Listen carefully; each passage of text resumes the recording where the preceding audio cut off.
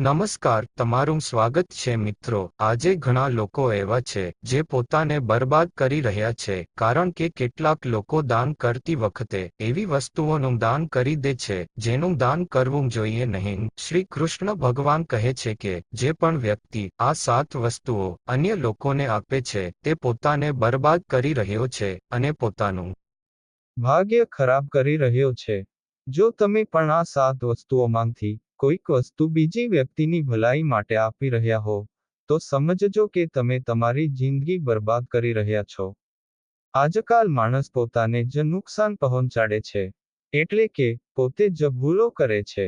અને પછી કહે છે, હે ભગવાન, તમે મારા સાથે એવું કેમ કર્યું? અને ઉપરથી ભગવાનને દોષ આપે છે. તમે પણ આ ભૂલ તમારા ઘરમાં કરી રહ્યા હશો અને કદાચ તમારા ઘરમાં નેગેટિવ ઉર્જાનું આગમન થવાનું શરૂ થયું હશે. જ્યારે આપણે આવા કામ કરીએ છીએ ત્યારે ઘરની દશા અને દિશા બંને જ બગડી જાય છે. મિત્રો, ભૂલથી પણ આ 7 વસ્તુઓ કોઈને ન આપો, નહીંતર તમને રસ્તા પર આવવામાં થોડો સમય જ લાગશે. ભગવાન શ્રી કૃષ્ણના કહેવા પ્રમાણે મનુષ્યને તેના ઘરની આ વસ્તુઓ ભૂલથી પણ અન્ય લોકોને ઉધારમાં કે ભેટમાં કદી પણ નહીં આપવી જોઈએ. આ વસ્તુઓ સાથે ઘરમાંથી લક્ષ્મી પણ ચાલી જાય છે. આપણને બાળપણથી જ શીખવવામાં આવ્યું છે કે બીજા લોકોની મદદ કરવાથી અને દાન આપવાથી મનુષ્યને પુણ્ય મળે છે. ભગવાન શ્રી કૃષ્ણના અનુસાર જે મનુષ્ય સારા કર્મો કરે છે તેમને તેનું સારું પરિણામ જ મળે છે. પરંતુ કેટલીક વસ્તુઓ એવી હોય છે જે ભૂલથી પણ અન્ય લોકોને નહીં આપવી જોઈએ, કારણ કે જો તમે આ વસ્તુઓ અન્ય લોકોને આપો છો તો આ વસ્તુઓ સાથે તમારી ઘરની સુખ સમૃદ્ધિ પણ જતી રહે છે. આ વસ્તુઓ તમારી ઘરની શાંતિ અને સુખ સમૃદ્ધિ સાથે જોડાયેલી હોય છે. જો તમે આ વસ્તુઓ અન્ય લોકોને આપી દો છો, તો તમારે દરિદ્રતાનો સામનો કરવો પડી શકે છે. ઘણા લોકો કહે છે કે આપણું ઘર વાસ્તુશાસ્ત્ર મુજબ હોવું જોઈએ. જો કોઈ વ્યક્તિ વાસ્તુશાસ્ત્રનું પાલન નથી કરતો તો તેના ઘરમાં બરબાદીના લક્ષણો દેખાવા માંડે છે. તમારે બરબાદ થવું નથી અને તમારે તમારા ઘરને બચાવવું છે. તમારા ઘરમાં રહેલા દરેક સભ્યને સારું રહે તો રસોડામાં આ ભૂલ કદી ન કરવી. અને ભગવાન કહે છે કે જે પણ વ્યક્તિ સારી રીતે પૂજાપાઠ કરે છે તેને હું સ્વીકારું છું અને તેની દરેક મનોકામના પૂર્ણ કરું છું. વિડીયોમાં આગળ વધતા પહેલા આ વિડીયોને લાઈક કરો અને નીચે કોમેન્ટ બોક્સમાં સાચા દિલથી જય મહાલક્ષ્મી લખો. અને ચેનલ ઉપર નવા હોય તો ચેનલને સબસ્ક્રાઇબ કરો. મિત્રો, વિષ્ણુ પુરાણમાં આ વસ્તુઓનો ઉલ્લેખ કરવામાં આવ્યો છે. આ વસ્તુઓ માતા લક્ષ્મી સાથે સંકળાયેલી માનવામાં આવે છે. અને આપણે બધા જાણીએ છીએ કે માતા લક્ષ્મી આપણા જીવનમાં કેટલા મહત્વના છે. જેઓના ઘરમાં માતા લક્ષ્મીની કૃપા હોય છે ત્યાં સદૈવ ધન, વૈભવ, સુખ અને શાંતિનું આગમન થાય છે. જો કોઈ કારણસર માં લક્ષ્મી રૂષ્ટ થઈ જાય તો ઘરમાંથી સુખ, સંપત્તિ અને વૈભવ પણ નષ્ટ થઈ જાય છે. એટલે તમે ધ્યાનમાં રાખો કે તમારા ઘરમાં એવી વસ્તુઓ છે જેનો સીધો સંબંધ માતા લક્ષ્મી સાથે છે. એટલા માટે તેને કદી પણ ઉધાર ન આપો. જે પણ વ્યક્તિ આજે આ 7 વસ્તુઓને સારી રીતે જાણી લે છે તે વ્યક્તિ કદી કોઈને આ વસ્તુઓ આપશે નહીં. અને તેના ઘરમાં સુખ શાંતિ રહેશે. મિત્રો, આજે જે પણ થાય, તમારે આ 7 વસ્તુઓ વિશે જાણીને જ જવાનું છે. દરેક વ્યક્તિ ઈચ્છે છે કે તેના જીવનમાં સુખ શાંતિ રહે અને તેના ઘરમાં ધનની કમી ન રહે, પરંતુ માત્ર મહેનત કરવાથી વ્યક્તિની આ ઈચ્છા પૂર્ણ નથી થતી. ઘણીવાર આવક સારી હોવા છતાં અને કડી મહેનત કરવા છતાં પણ ઘરમાં ધનની કમી રહે છે. તેનું કારણ છે જાણતા કે અજાણતા થયેલી ભૂલો. શાસ્ત્રોમાં એવી ઘણી નીતિઓનું વર્ણન છે જેનું પાલન કરવાથી જીવનની ઘણી સમસ્યાઓ દૂર થઈ જાય છે. મિત્રો, માત્ર એટલું જ નહીં, આ નીતિઓનું અનુસરણ કરવાથી ઘરમાં સદૈવ ખુશ હાલી રહે છે અને માતા લક્ષ્મીની કૃપાથી ક્યારેય પણ પૈસાની કમી થતી નથી. ગરુડ પુરાણ, જે હિન્દુ ધર્મનું મહત્વપૂર્ણ ગ્રંથ માનવામાં આવે છે, તેમાં એવી ઘણી વાતોનો ઉલ્લેખ મળે છે જે ગરીબી અને દરિદ્રતાનું કારણ બને છે.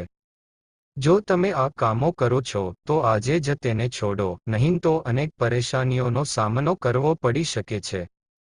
અહીં કેટલાક મિત્રો એવા પણ હશે જેઓ અમારી વાતોને હળવાશથી લેશે, કેમ કે તેમને વાસ્તુશાસ્ત્રનું જ્ઞાન નથી. આ પરિસ્થિતિ માટે એક કહેવત પણ પ્રચલિત છે, બંદર શું જાણે આદુનો સ્વાદ. અર્થ એ છે કે જો કોઈ વ્યક્તિ વાસ્તુશાસ્ત્ર વિશે નથી જાણતી તો તે આ ઉપાયોમાં અથવા વિડીયો જોવા અને વિશ્વાસ કરવાની બાબતમાં રસ નથી લેતી. તેથી સાચી અને 100% સટીક જાણકારી મેળવવા માટે આ વિડીયો સાથે જોડાઈ જાઓ. મિત્રો, ચાલો વિડીયોની શરૂઆત કરીએ. સૌથી પ્રથમ વસ્તુ છે પત્નીના દાગીના. મિત્રો, સ્ત્રીઓના આભૂષણોને માતા લક્ષ્મીનું પ્રતીક માનવામાં આવે છે. સુંદર આભૂષણોથી સજ્જ સ્ત્રી માતા લક્ષ્મીના પ્રતિબિંબ જેવી દેખાય છે. એટલે જ્યારે પણ આપણે ઘરેણાઓ ખરીદીએ તો સૌથી પહેલા માતા લક્ષ્મી સમક્ષ રાખી તેમની પૂજા કરીએ છીએ અને પછી જ તેમને પહેરીએ છીએ. ઘરની સ્ત્રીઓને ઘરની લક્ષ્મી માનવામાં આવે છે અને તેમના ગળામાં આભૂષણ હોવું સુખ સમૃદ્ધિનું પ્રતીક છે. તેથી તમારી પત્નીના ઘરેણાઓ ક્યારેય કોઈને ઉધાર માંગ, દાન માંગ અથવા ઉપયોગ માટે ના આપો. ખાસ કરીને સુહાગન સ્ત્રીઓએ પોતાનું મંગલસૂત્ર, પાયલ અને બિછિયા ક્યારેય અન્ય સ્ત્રીઓને ઉપયોગ માટે ના આપવું જોઈએ. આથી ઘરની બરકત અને ભાગ્ય પણ તે ઘરેણાઓ સાથે જતું રહે છે અને માતા લક્ષ્મી અતિશય રૂષ્ટ થાય છે. તેથી તમારા ઘરમાં સુખ સમૃદ્ધિ જળવાઈ રહે તે માટે આ ઘરેણાઓ ક્યારેય બીજાને ઉપયોગ માટે આપશો નહીં. મિત્રો, ઘણી બધી સ્ત્રીઓ એવી પણ હોય છે જેમને પોતાના ઘરેણાઓ પસંદ ન હોય અને તેમને બીજી સ્ત્રીઓના ઘરેણાઓની શૈલી અને બનાવટ પસંદ આવે છે. આ કારણે ઘણી વખત સ્ત્રીઓ એકબીજાથી ઘરેણાઓ બદલાવીને પહેરે છે. પણ મિત્રો, આવું કરવું એટલે કે તમે પોતે માતા લક્ષ્મીને રૂષ્ટ કરી અને તેમને ઘરની બહાર મોકલવાની તૈયારી કરી રહ્યા છો. આભૂષણ અથવા ઘરેણાઓ લક્ષ્મીજીનું પ્રતીક હોય છે અને તમારે તમારા પોતાના જ ઘરેણાઓ પહેરવા જોઈએ. કોઈએ પણ બીજાના ઘરેણાઓ ન પહેરવા જોઈએ. બીજી વસ્તુ છે ઝાડુ. મિત્રો, ઝાડુ જે સફાઈ માટે વપરાય છે તે આપણા ઘરમાંથી નકારાત્મક ઉર્જા દૂર કરે છે અને તેને માતા લક્ષ્મીનું પ્રતીક માનવામાં આવે છે. એવું માનવામાં આવે છે કે ઝાડુમાં માતા લક્ષ્મીનો નિવાસ હોય છે. તેથી તમારા ઘરની ઝાડુ ક્યારેય કોઈને ઉધારમાં કે ઉપયોગ માટે ન આપવું. જો તમારું ઝાડુ ખરાબ થયું છે તો તેને વહેતા પાણીમાં વહાવી દો, પરંતુ તેને કચરામાં ન ફેંકો. જો તમારા ઘરની ઝાડુ કોઈ બીજું વ્યક્તિ ઉપયોગ કરે તો તેનો પ્રભાવ તમારા ઘરની સુખ શાંતિ પર પડે છે. આ સાથે હંમેશા આ વાતનું ધ્યાન રાખો કે કોઈ બીજાના ઘરની ઝાડુ તમારા ઘરમાં ક્યારેય ઉપયોગમાં ન લો, કારણ કે આવું કરવાથી તેમના ઘરની નકારાત્મક ઉર્જા તમારા ઘરમાં આવી શકે છે. તમારે હંમેશા ઝાડુ છુપાવીને રાખવું જોઈએ. તેને એવી જગ્યા પર રાખો જ્યાં બહારથી આવતા વ્યક્તિની નજર તેના પર ન પડે. જો તમે ઝાડુ ખુલ્લી જગ્યાએ રાખો છો તો ઘરમાં વાસ્તુ દોષ થઈ શકે છે. તો તમે તૂટી ગયેલી ઝાડુને તાત્કાલિક ઘરની બહાર કાઢી દો, પરંતુ આ વાતનું ધ્યાન રાખો કે ઝાડુ ક્યારેય પથારીની નીચે ન રાખવું જોઈએ અને રસોડામાં પણ ન રાખવું જોઈએ. આમ કરવાથી તમારા પરિવારમાં ઝઘડા વધી શકે છે. તમારે હંમેશા ધ્યાન રાખવું જોઈએ કે